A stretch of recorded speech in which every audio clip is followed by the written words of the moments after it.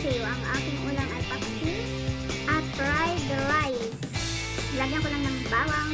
Saka yan, pinaksiw ko lang siya na may sili at saka ito sa isang gulay dito. So, ayan.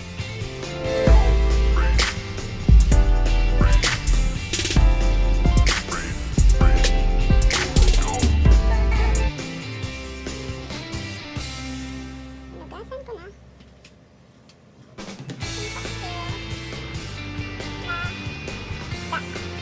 Ilagyan ko na.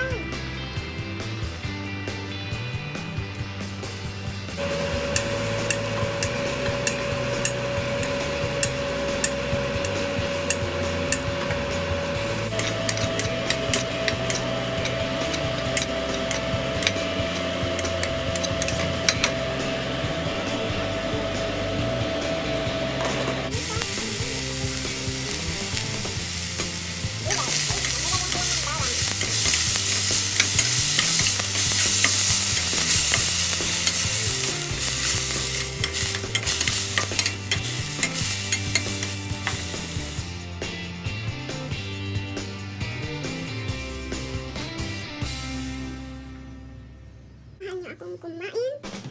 Nakikain kayo sa akin ang pinakabago ko pang ulam ay paksiw. Hindi ko pa sarap para mabilis. Ang sarap.